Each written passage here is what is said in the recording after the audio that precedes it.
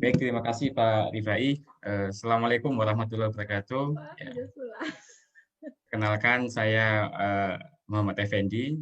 Saya sebut di sini yang awal adalah konsulting energi efisiensi karena saya lebih dulu sebelum mengajar saya lebih dulu melakukan energi efisiensi, audit energi sejak tahun 2007, 2008 itu saya gabung di PT Konservasi Energi Abadi, kemudian berganti nama dengan Energi Manajemen Sistem atau EMI. Setelah itu saya apa namanya bergerak di membantu perusahaan-perusahaan tempat lain untuk melakukan kegiatan energi efisiensi. Jadi yang pertama, mengapa perlu kita melakukan audit energi? Karena kita nggak bisa lepas dari penggunaan energi. Nah, audit energi sendiri itu sebenarnya adalah bagaimana membuat sebuah rekomendasi agar dalam pelaksanaan penggunaannya itu kita bisa menggunakan energi tersebut secara bijaksana. Bijaksana di sini ini ending terakhirnya seperti yang diceritakan sama Prof. Fahtah tadi, bahwasanya kalau bisa energi yang masuk sistem, masuk organisasi itu yang keluar dari organisasi itu sudah tidak ada lagi. Kalau di dalam bahasa akademisnya mungkin kita bicara dari dead point exerginya. Nah, jadi tidak temperatur yang mau keluar itu kalau bisa sudah mendekati temperatur lingkungan dari baik itu dari exhaust gas-nya, dari apa namanya radiasi konveksi yang ada di alat sehingga kita benar-benar bisa memanfaatkan itu energi secara bijaksana. Ada 3 langkah yang bisa dilakukan di audit energi ketika kita ingin mengevaluasi apakah penggunaan energi kita sudah bijaksana atau belum. Yang pertama adalah mengembalikan penggunaan peralatan tersebut kepada kemampuan terbaiknya dari alat tersebut, yaitu pada saat commissioning, pada saat kita beli alat itu yang dijanjikan efisiensi energinya itu berapa persen. Karena kita nggak mungkin mengubah bentuk energi itu tanpa ada losses. Ya, pasti ketika ada perubahan bentuk energi itu pasti ada losses lah. Losses itu wajar bisa kita terima ketika memang dia didesainnya itu seperti itu. Misalkan dijanjikan alat ini adalah 30%, maka lossesnya memang harus 70%. Nggak boleh lebih dari 70%. Nah, artinya itu yang pertama kita harus mengontrol nanti penggunaan energi itu pada titik kondisi terbaiknya. Yang kedua adalah kita tidak lepas dari kemudian yang 70% tadi, yang memang losses di alat itu, sebisa mungkin dipikirkan untuk dimanfaatkan kembali dalam organisasi itu. Paling gampang contoh yang bisa kita lihat itu adalah sebagai open cycle di pembangkit yang dulunya open cycle akan dibikin menjadi closed cycle yang dimana kalau di dalam open cycle kayak gas turbine generator, exhaust gasnya hanya dibuang begitu saja. Nah, kemudian ketika berpikir sebagai closed system, maka nanti yang gas buang tadi itu akan digunakan kembali di dalam sebuah wadah namanya boiler atau waste heat recovery boiler untuk digunakan sebagai sumber energi untuk membangkitkan steam.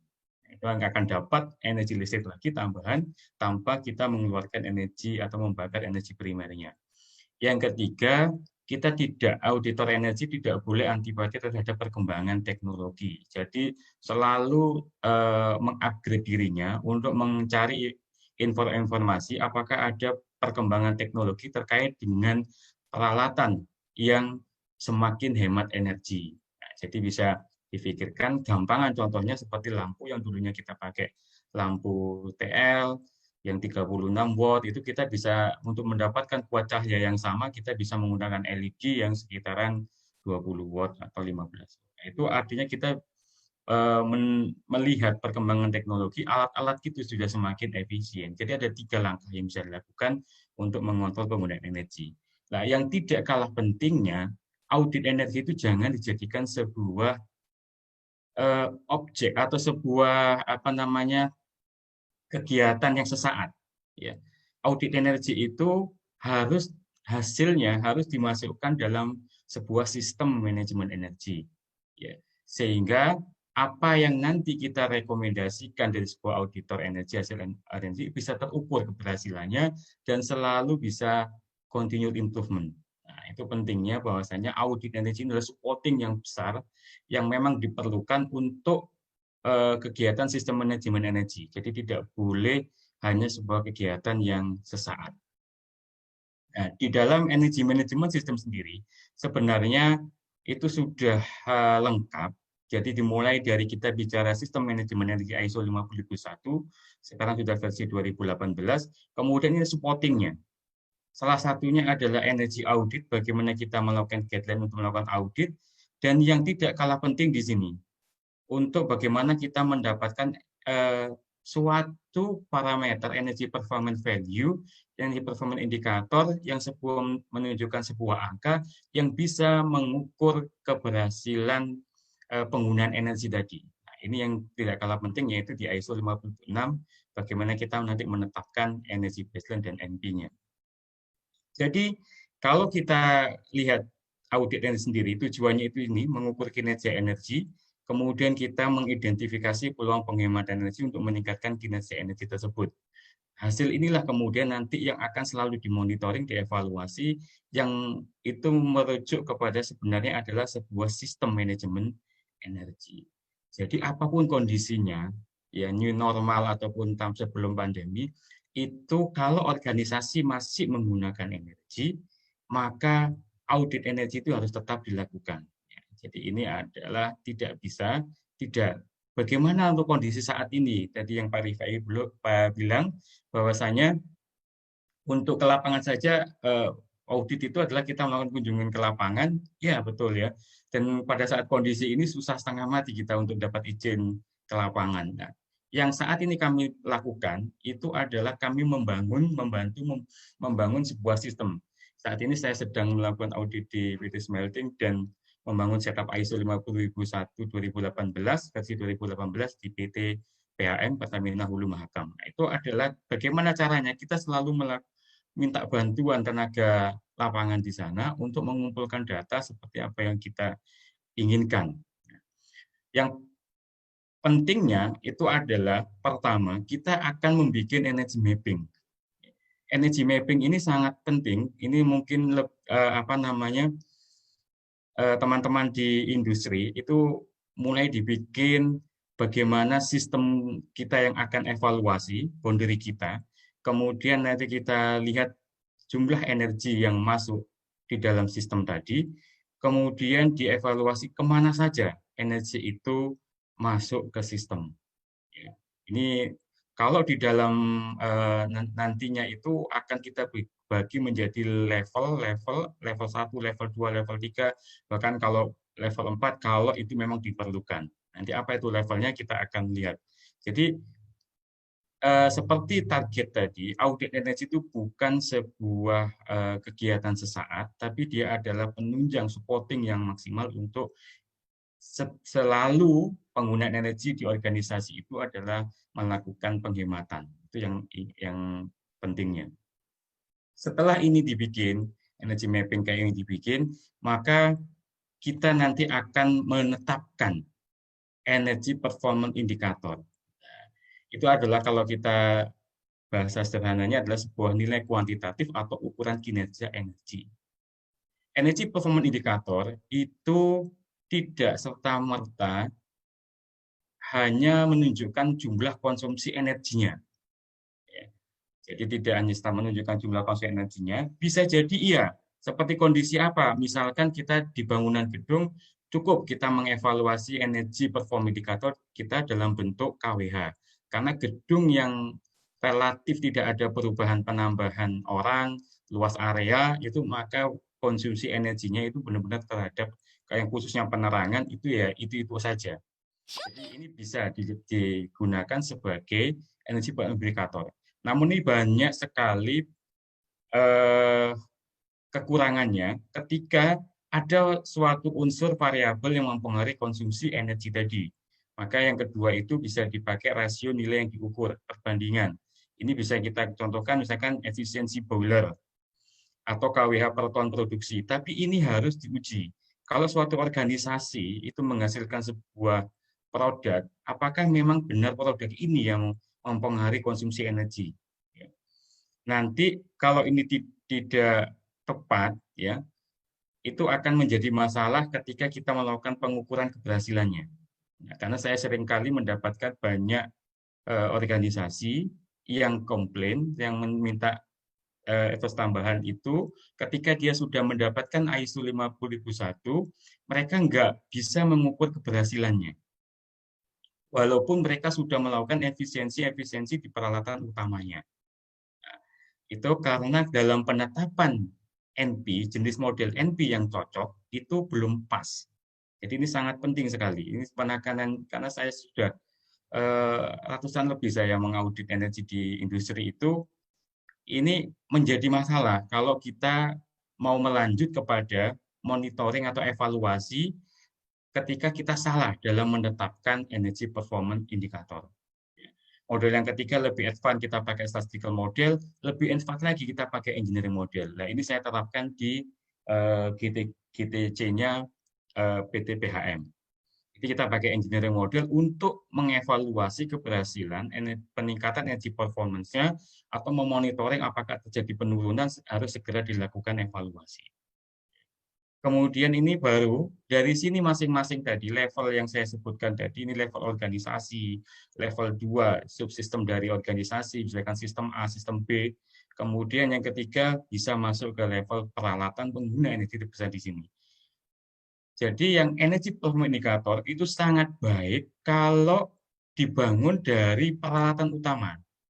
Jadi mulai dari peralatan utama, misalkan di proses 2 ini, peralatan utamanya adalah ini, ada mobil Grand Fuso Pajero, maka bagaimana hubungan konsumsi energi terhadap peralatan ini akan dimodelkan sehingga persamaan yang nanti level 2 itu menggambarkan dari energi performance di level 2 itu menggambarkan dari yang di level 3. Begitu selanjutnya, ini semua nanti menggambarkan dari organisasi.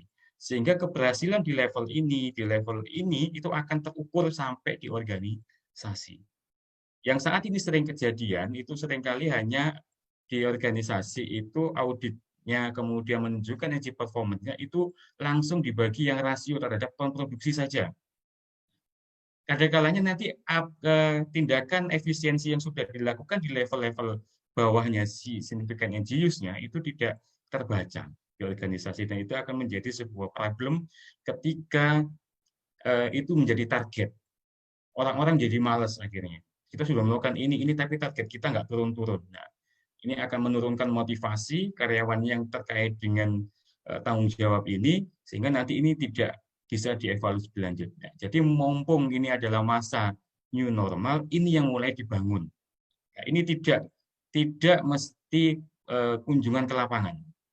Ya, jadi kita mengumpulkan data, diskusi prosesnya, kemudian kita evaluasi, kita minta datanya. Sehingga ini yang harus kita bangun di masa-masa ini. Ini yang PKT yang sudah berhasil ISO-nya, ini contoh PKT sudah ada level 1, level 2, level 3. Ini saya sebutkan industrinya karena ini saya ambil dari slide presentasi mereka yang sudah dipublish. Ya. Jadi kalau yang tadi itu adalah memang masih pekerjaan saya sehingga saya tidak bisa sebut customer-nya. Ya, ini contohnya. Ini sudah bisa sampai sehingga penurunannya kemarin itu juga ada grafik penurunan penghematannya itu kelihatan banget hasilnya. Memang benar-benar terlihat dari akibat melakukan konservasi energi. Yang itu harus juga didapat dari ketika melakukan audit energi. Nah, yang nantinya yang terakhir itu ketika itu sudah selesai semua, yang saat ini banyak beredar itu adalah energy monitoring system. Itu sebenarnya kurang tepat. Energy monitoring system itu hanya melihat konsumsi energinya. Itu masih yang di NP level 1. NP tipe 1, tadi yang di sini ini. Jadi NP tipe 1 ini hanya mengukur energi yang terukur. Apakah memang benar ketika nanti energinya naik, itu disebabkan oleh organisasi tidak memonitoring atau mengevaluasi penggunaan energinya atau berusaha untuk menurunkan energinya. Itu belum bisa kebaca. Bisa jadi kenaikan energi yang terukur tadi itu lebih disebabkan karena produksinya yang naik atau variabel yang mempengaruhi konsumsi energi yang naik. Nah, maka yang harus diukur itu bukan energi monitoring sistem energi saja, tapi yang diukur itu harusnya yang dipantau energy performance indicator. Nah, saya membuat brand baru yaitu energy performance indicator view yang harus kita evaluasi, kita monitoring, kita ukur itu adalah energy performance indicator, bukan bukan konsumsi energi yang mutlak tadi, tapi kemanfaatan energinya yang harus kita ukur. dari setelah kita bisa membangun sistem ini, barulah nanti auditor energi yang support selanjutnya untuk mencari peluang itu memang dibutuhkan kunjungan ke lapangan. Nah, mumpung masa pandemi, itu yang dibangun dulu di organisasi, itu sistemnya ini, sehingga nanti ketika ada peningkatan efisiensi di unitnya, equipment-nya, atau mengganti alat-alat di equipment itu, maka akan termonitoring ini dengan baik. Mengapa ini saya unggulkan di sini, karena banyak kasus yang saya terima, itu menunjukkan bahwasannya ketika ada kegiatan, sekali lagi kegiatan konservasi di equipment-nya, di significant end use-nya, itu tidak bisa terbaca di level monitoring organisasinya. Padahal dia melaporkan itu adalah di level monitoring organisasi, di bos-bosnya itu. Sehingga nanti akan menjadi banyak masalah.